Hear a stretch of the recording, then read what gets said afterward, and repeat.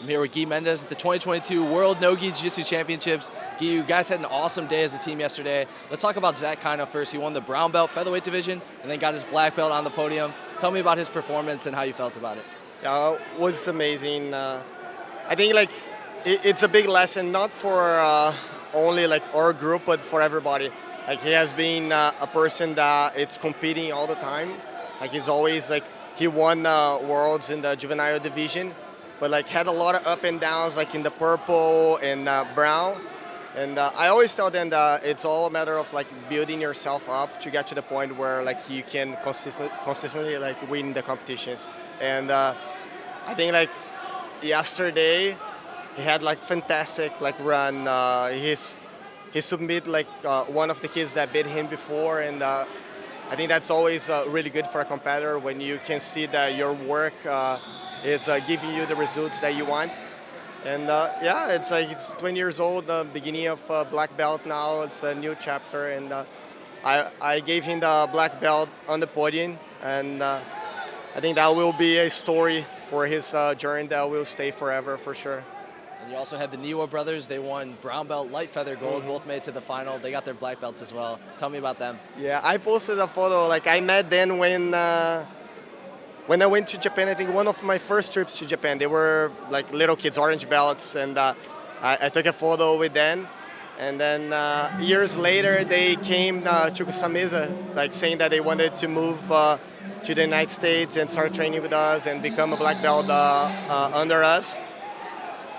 And I think the way I see now the stage of my career that I am, I try to see the stories like this. I think this is every person can be very unique.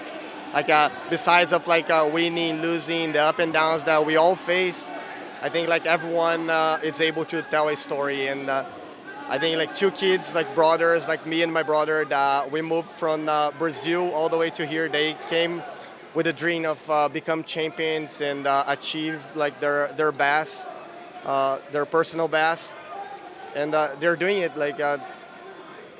They, just like Zach, I think they got second and third at Worlds this year in the gi, and they kept training and kept improving, took all this experience, and yesterday they had a very good run too.